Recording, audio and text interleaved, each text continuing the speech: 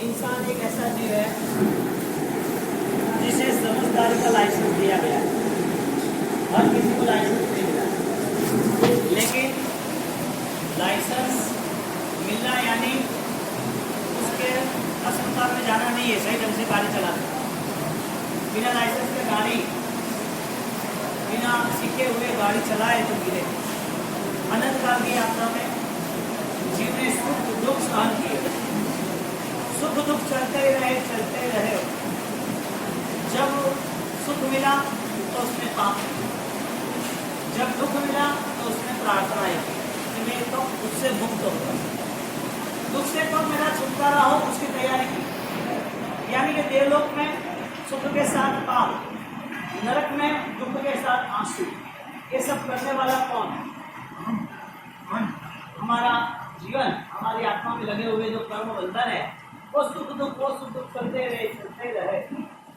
और इतनी यात्रा के बाद जब ज्ञानी का शासन, प्रभु माली का शासन ये समझा रहा है कि जो दुख में राजी रहवारी कला ही के प्रिय, दुख में भी राजी रहने का जो मन बना लेगा उसको कभी भी कहीं पर कोई प्रॉब्लम नहीं।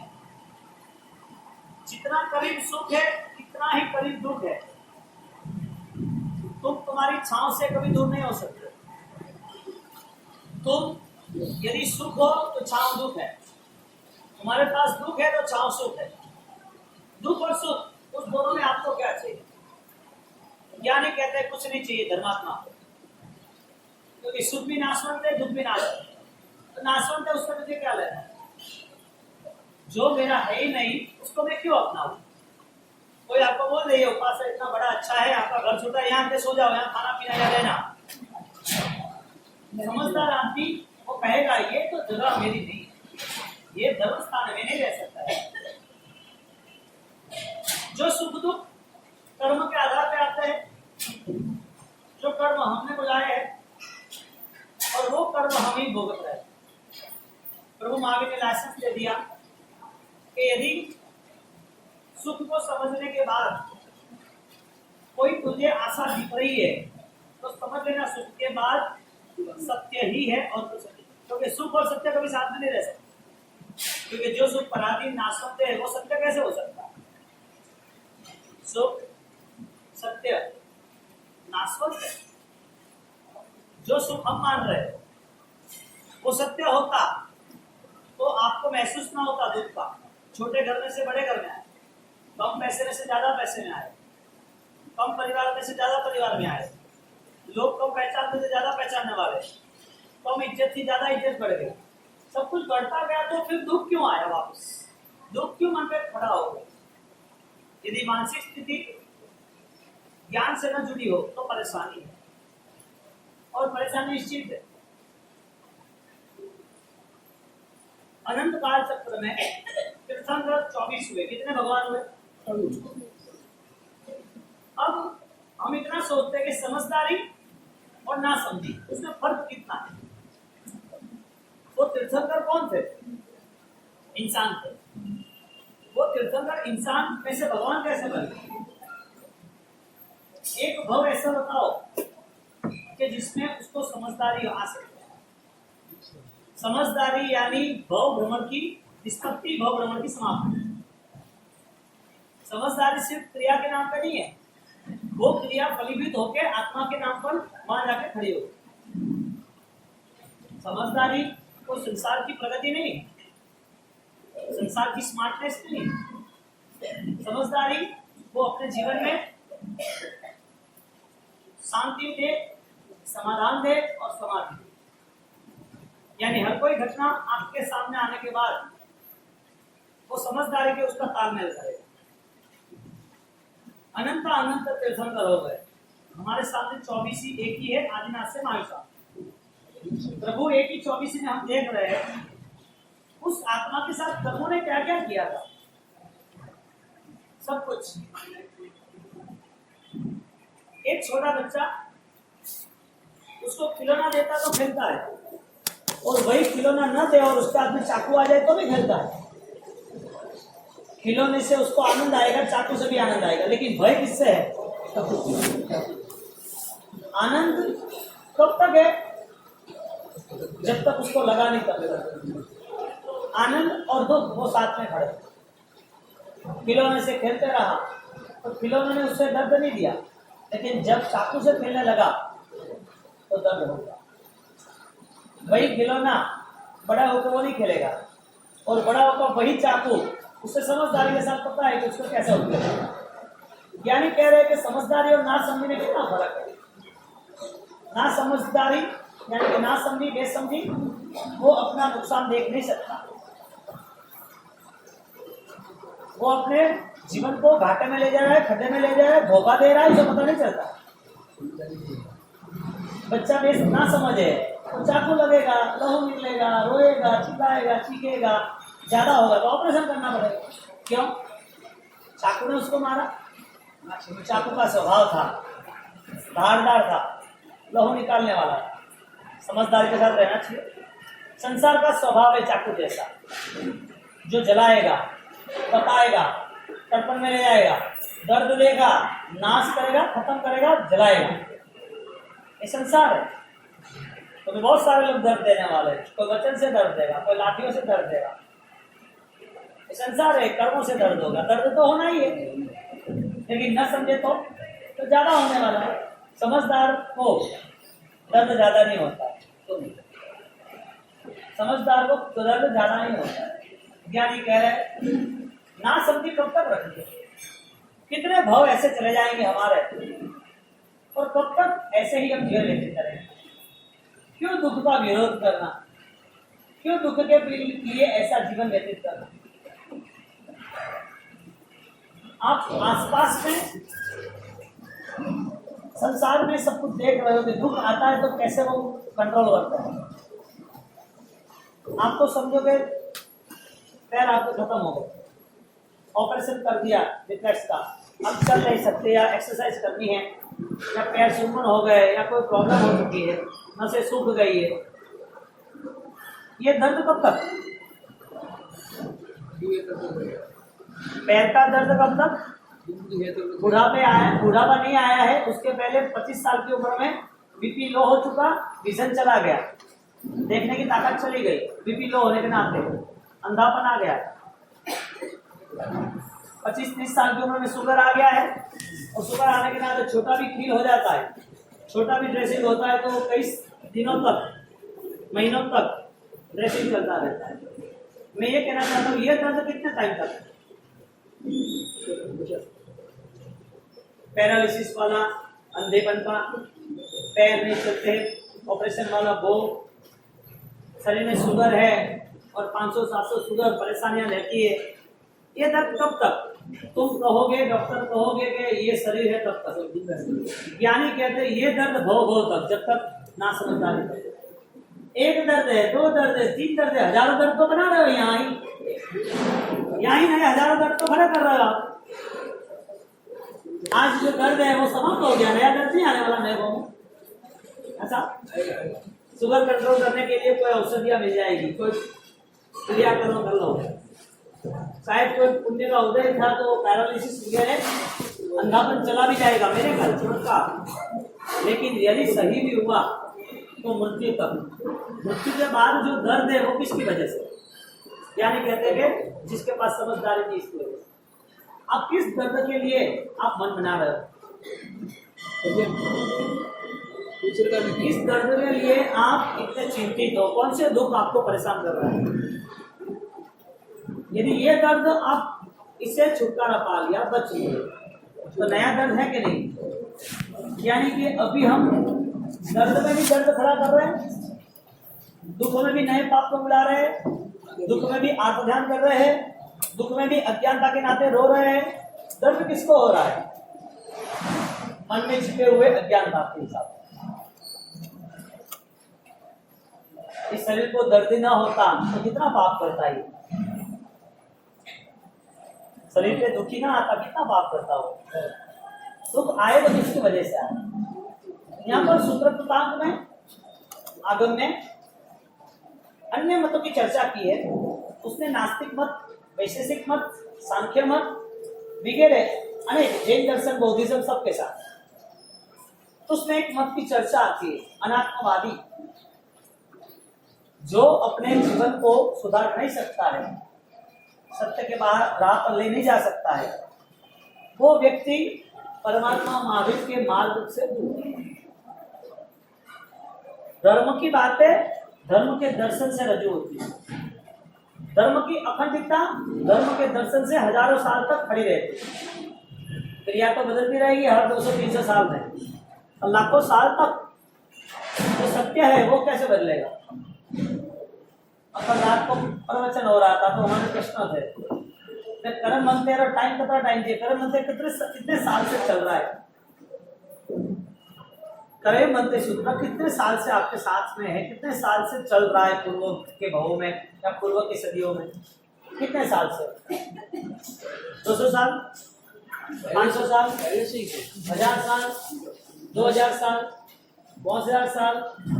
जब आदिनाथ भगवान है नमी भी नमी ने दीक्षा दी थी, जटे महावीर स्वामी गुरु गौतम ने दीक्षा दी थी, प्रभु महावीर खुद ने दीक्षा ली थी, तो मैं नंबर का सूत्र था कर्म मंत्र, यानी कि कर्म मंत्र किसी ने निर्माण नहीं किया है, एक महाप्रतिज्ञा भाव सहित है और महाप्रतिज्ञा का पूरा प्रवाह तो चल के आया है। यानी मैंने आपने राजेश महावीर स्वामी ने आदिनाथ ने हमें बनाया नहीं है। कर्म मंत्र वो शाश्वत सत्य है। मैं कहता हूँ सत्य को बदल सकते हो, यानी कि सत्य के राह पर चलते हो आप तो आपको कोई प्रॉब्लम होती है नहीं होती है। सत्य की राह वो समझदारी के लिए है, और समझदारी इंसान के अलावा बहुत कम लोगों को मिली है। यानी कि समझदारी एज अ लाइसेंस, परमिशन, कि आपको भी हर कायदे कानून से आप मुक्त हो। परमिशन लेते वक्त उसको जो भी कार्ड दिया है, जो भी ऑथोराइज दी है, इसका मतलब अब उसे कोई रोकेगा नहीं। लाइसेंस दिखा दिया, गाड़ी ले कोई, ऑफिस का लाइसेंस दिखा दिया, कोई कायदे कानून नहीं। जो भी चीज आपने बनाई उसकी परमिशन ली, अभी कोई लिटिगेशन नहीं। रीजन ये था कि आपने प्रोसेस, एक विचारों की प्रोसेस होती है जिसमें कोई इश्यू नहीं होते, कर्म बंध होते, यानी कि अल्प कर्म बंध होता है, नहीं बस सामान्य, जो आपको दुख दर्द देने वाला नहीं है, क्योंकि इतने सारे समय में, इतने सारे वर्षों में अब आपको जो कुछ करना है वो पाप के साथ नहीं करना है, पाप की बुद्धि के साथ नहीं करना है। कर्म अल्प बंध होता है, उसका स्टेटमेंट कल बंदिता में आया था। जो आदमी समझदार है, जिसके पास लाइसेंस है, परमिशन है, ऑथोराइज है, उसके लिए कर्म उसका कुछ नहीं बिगाड़ सकता है। दर्द किसको हो रहा है? समझदार को पता है कि दर्द जड़ को हो रहा है, शरीर को होता है, मुझे दर्द थोड़ी है, दुख आएगा, दुखी नहीं होगा। यानी कि कर्म ने उसका रोल निभाया। लेकिन उससे बोले ना एसी में बैठने वाले को 42 डिग्री में जाना है तो वो परेशान काहे बैठ जाएगा, अरे खूब गर्मी है, एसी में बैठे तो खूब गर्मी है। पर जो मजदूर है, लेबर वर्क है, वो ऑलरेडी दिन रात काम करता है, उसके लिए 12 बजे 45 डिग्री गर्मी होगी तो उसे दर्द नहीं होगा। मैं आपको ये कहना चाहता हूं कि दर्द किसको हुआ? जिसने सहन नहीं किया उसको। यहाँ पर कर्म ज्यादा दुखी किसको करते हैं? जिसके पास समझदारी नहीं है उसको। यानी कि समझदारी हो तो कर्म उसका कुछ नहीं बिगाड़ सकता। दुख दे सकती है, सैनिक महाराजा की तरह प्रभु महावीर को दे सकता, देता है इसी तरह, चंदन वाला को दिए उसी तरह दुख दे सकता है। ठीक है, दे दो, तुम्हारा पेमेंट ले जाओ, लेकिन तुम हमें, हमारी समझदारी तो खींच नहीं सकती, हमारी समझदारी खत्म नहीं हो सकती। हमें पता है कि दुख के नाते हमें राजी ही रहना। यानी कि कर्म का कोई भी रोल नहीं है तुम्हारी आत्मा पे धर्म करते वक्त। तुमने धर्म किया, कर्म ने सिर्फ तुम्हें दुख दिया या तुम्हें सुख दिया, तुम्हें उससे कोई लेना देना नहीं, क्योंकि तुम्हें मन बना लिया था। सुख और दुख वो दोनों नाशवान, परिवर्तनशील है, बदलेगा ही, तुम नहीं बदलोगे तो भी तुम्हारा है ही। तो समझदार वो ये सोच रहा है कि जितने मुझे दुख मिले हैं या जो कोई सुख मिला है, वो दोनों में मुझे मेरे शाश्वत सुख को, मेरे सत्य को मुझे निभाना है। सत्य क्या है? आपकी आत्मा और आत्मा के शुभ भाव, उससे जी हुई जिंदगी, वही सत्य है। इसके लिए क्रियाओं पे जोर दिया जाता है कि श्रेष्ठ क्रिया करो जो क्रिया आपके मनोगत भावों को परिवर्तन कर सके। क्रिया की शुरुआत इसके लिए करो कि क्रिया करने वाला वो मन वो दूसरी अशुभ क्रिया नहीं करेगा। क्रिया करते वक्त उसे और आगे बढ़ाने के लिए मन को अब समझदारी पे ले जाओ कि अब मुझे क्रिया छोड़नी नहीं है। ये सब धर्म का बेसलाइन था, पूरा नींव थी। और ये धर्म आचरण करने वाला व्यक्ति, उसके मुंह पर कभी भी ना खुशी, दर्द, कभी भी मायूस नहीं होगा। वो मायूस कौन होता है? जो समझदार नहीं है। यानी धर्म की व्याख्या बता दी समझदारी के स्तर पर। धर्म की व्याख्या क्रिया समझदारी से कैसे करनी, वो मार्गदर्शन दिया। यदि क्रिया करते और समझदारी न होती तो फिर हमारे प्रभु महावीर भी क्रिया करते थे साधना की उपासना, और समझदारी थी कि उसने मुझे दुख दिया है, वो कष्ट दे रहे, देने दो, आने दो। तुम्हारे पास धर्म की कितनी लंबी यात्रा है, कितनी श्रृंखला है। बात ये चल रही है कि समझदारी वो लाइसेंस है धर्म करने का। जिसने समझदारी से धर्म किया, उसके जीवन में मन के भाव कटु हो गए तो वो मधुर हो गए, निंदा के हो गए तो छोड़ देंगे, ईर्षा के हो गए तो वात्सल्य के बन जाएंगे, परिवर्तन हो जाएगा। बदलाव किसका लाना है? क्रियाओं का, शरीरों का, रोगों का। वो लाओगे तो भी छोड़ना ही, छूट ही जाएगा। कब तक इस पृथ्वी पर हम यात्री है? मन भमरा भूलियो संसार में, जब चिता जलेगी तब दुनिया देखती रहेगी। दुनिया कोई साथ में स्टेटमेंट देने वाली थी ही नहीं, है, होगी भी नहीं। जो दुनियादारी से हम जी रहे हैं उसमें सुधार करना जरूरी है। तो सुधार लाने के लिए हमारे सामने सैनिक महाराजा जैसे दृष्टांत, तो उसकी 5 बातें की थी। और दादा गुरुदेव रायचूरी महाराज ने क्रियोद्धार किया था। उनकी एक बात उदयपुर के राजा के साथ, जब उसने कमिटमेंट, राजा जब सामैया की ना बोली, उदयपुर में, आहोर में, जालोर में आए तब, तो रायचूरी महाराज ने ये सब परिस्थिति पर जोर दिया कि मुझे मान सम्मान दे रहे हो, वो क्या मतलब है? मुझे मान सम्मान नहीं चाहिए। राजा महाराजा कह रहे हमारी कोई सदियों की परंपरा है, आप मुनि भगवान, साधु भगवान, तो आपको मान सम्मान हमें देना ही है। आप ना बोलो, इसकी वजह क्या, और आगे वालों ने लिया था वो गलत क्या? राजा है, जैसा वैसा आदमी तो है नहीं, सही ढंग से बोलेगा, सही ढंग से सोचेगा। इंटेलिजेंस आदमी तो उनकी हर चीज पे गौर किया जाता है। जो श्रद्धा संपन्न और जो दिमागी बुद्धिशाली आदमी, उसकी हर छोटी बड़ी चीज पे गौर किया जाता है। जो सामान्य आदमी है, जिसका रहन सहन, बोलना चालना, खाना पीना, उससे कोई लेना देना नहीं पब्लिक। एक छोटी सी भी गलती या छोटा सा भी कोई भी निर्णय, वो आपको यदि बहुत ही श्रद्धा संपन्न बुद्धिशाली हो तो आपको आगे ले जाएगा या तो गिरा।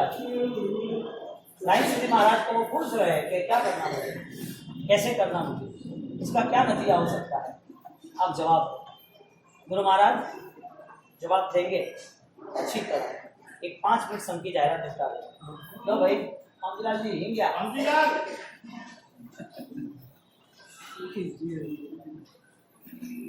आपको बैठना है ना 15 मिनट? हाँ, तो ठीक है। कौन है यार, छोड़ दे, तुम्हें सामने तो ले दीधું ને જટ દો બેટા બેટા હાડી આપણો પડી ગમો હાડી આને પત્યો માર જાવ વાગી તો હાડી નો મારે વજે આપરા હવે બાવસી વ્યાખ્યા દીધું મેં તો વે है तो देणुं ज पड़ी तो आया बेटा तो धीरे 10 बजे બધું निपटाओ बाता करता करता करता हैंग बातों में इंफॉर्मेशन में 11:30 बजे हम रात में निकलता। बात ये है दादा गुरुदेव रायचूरी महाराज, उनकी इतनी प्रबल साधना, अपने से बात विचार का जो बिंदु होता है, विचार की जो शुरुआत होती है, और उसमें यदि आप सही बन जाते हो तो आपको कोई रोक नहीं सकेगा। सत्य कभी कमजोर साबित हुआ नहीं। सत्य के साथ पूरी दुनिया की हजारों लाखों शक्ति साथ देती है। जिसने सत्य अपनाया है ना, वो इस दुनिया के पूजनीय व्यक्ति बन गए, जिसने सत्य अपनाया है। अब दुनिया में कोई भी माता जी देखो, देवी देवता देखो, कोई भी परमात्मा देखो, सत्य के पीछे दुनिया दौड़ी है। इनकी ताकत ऐसी कैसी कि वो सत्य के कारण उनको सब मानने पूजने जा रहे हैं। प्रभु महावीर को कष्ट आया तो निभाया, तो प्रॉब्लम नहीं। सत्य था कि किसी को दुख नहीं देना। सत्य था रायचूरी महाराज को, उनको पता चला कि ये साधना के जीवन में ऐसे मान सम्मान नहीं चाहिए, क्योंकि मान सम्मान वो अपना अपमान का ही दूसरा पहलू है, और मान सम्मान अपमान के लिए भी जीना नहीं है, साधना के लिए जीना है। उन्होंने जब बात छेड़ी रायचूरी महाराज के सामने, बोला कि तुम पालकी ना बोल रहे हो, चामन ना बोल रहे हो, इतनी सारी पब्लिक और हम राजा महाराज आपको इतना बड़ा सम्मान दे रहे हैं और आप ये सब ना बोल रहे हो, तो वजह क्या है? क्या आगे वाले सही नहीं थे क्या?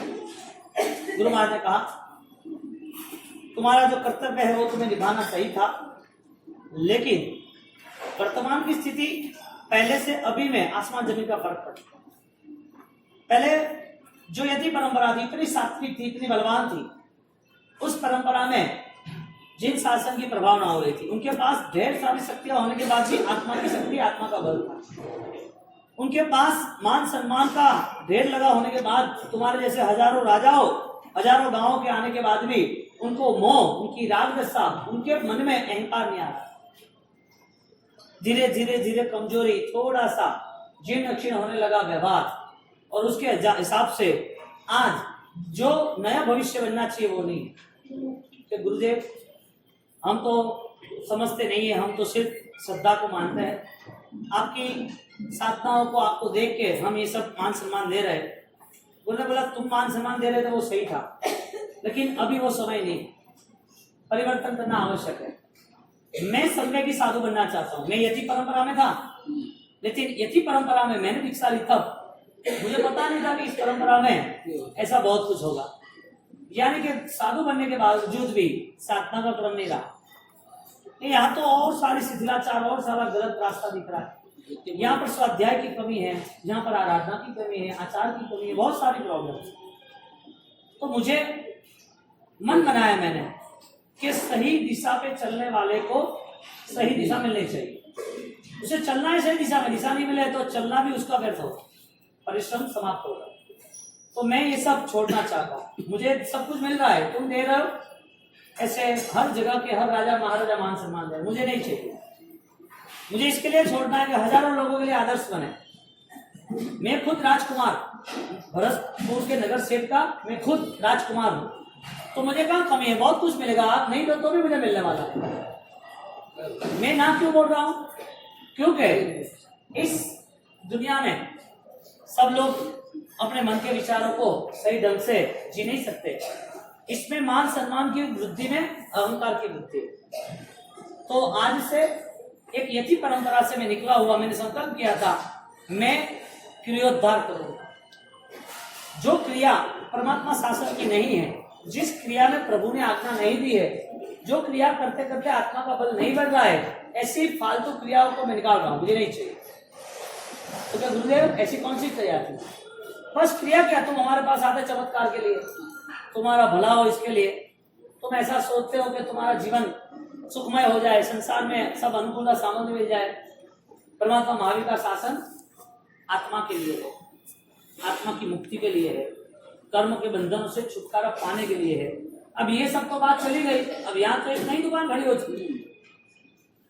150 पौना 200 साल पहले ये युद्ध चला, और जब उपाध्याय यशो विजय महाराज ने 400 साल पहले ये बात छेड़ी तो लोग उसको मारने के लिए आ गए। लेकिन यशो विजय जी महाराज ये स्वाध्याय करते रहे, उनका इतना पुण्य नहीं कि इतनी ताकत नहीं कि वो काम कर सके। लेकिन राजेश्वरी महाराज उन्होंने कर दिखाया, करना ही है, और कर दिखाने के नाते जावरा के अंदर उन्होंने उसको समझा दिया कि ये चांदी हो, सोना हो कि हीरे हो, कि बड़ी देवताई शक्ति या संपत्ति या समृद्धि मिले, या देवताई विद्या मिले, या देवताई सलाम दे के हमारे चरणों में झुक पड़े, फिर भी हमें कुछ काम दे। मुझे मेरे आत्मा के अलावा कोई बोध नहीं पाना, न कोई मुझे दूसरा बोध चाहिए। यदि आप समझ सकते हो तो ठीक है। आप जैसे राजा महाराजा हो, मेरे पिता भी राजा महाराजा, मुझे तो ये पसंद ही होना चाहिए, मुझे परंपरा में मुझे मिला। और आप जैसे मुझे मान सम्मान दोगे, ऐसे जिंदगी के अंत समय तक मुझे मान सम्मान राजा साहब मिलने वाला है। लेकिन प्रभु महावीर की राजपाट छोड़ के स्व साधना में लगे हुए थे। हम प्रभु महावीर के संतान, हमें प्रभु महावीर की परंपरा से जुड़ना है। उनकी पीछे हजारों लाखों लोग अपनी आत्मा का साधना, आत्म साधना कर ली, कल्याण कर ली, हमें भी करना है। इस चीजों से हमें मुक्त होना है, छोड़ो ये सब कुछ बात। उनको तुरंत दिमाग में बात काट गई कि राजा महाराजा ने साधना का त्याग का पंथ लिया है, तो वो नॉर्मल लाइफ ही क्यों ना मैनेज करे, अल्प ही। ये बात इतनी मजबूत साबित होती है। पूरे विश्व में जैन परिवार, जैन लोग, जैन आचार संबंध बहुत कम है। करीबन 4.5 करोड़ जैन है, ज्यादा नहीं इंडिया। यानी 2.5% है, गिनती हो चुकी है। गलत गिनती वो बता रहे हैं, वो बात अलग है। यहाँ पर इतने साल होने के बावजूद भी श्रमण जीवन स्वीकारने वाले, सिर्फ स्वीकारने वाले, पालन की बात छोड़ो, जब पता चलता है कि दीक्षित हो रहे तो लोग सोचते लगे कि ये कैसा, हजारों करोड़ों को रुपये को लात मार के वो खुले पैर चलना है, उनको धूप ठंड गर्मी सहन करना है, उनको भोजन त्याग करना है, जैसा वैसा भोजन करना है, और वो भी करने के बाद अपनी प्रोफाइल को छुपा देता है। वो नहीं कहता है कि मैं राजा था, महाराजा था, करोड़पति था, मैं बड़ा होशियार आदमी था, ऐसा कुछ नहीं कह रहे।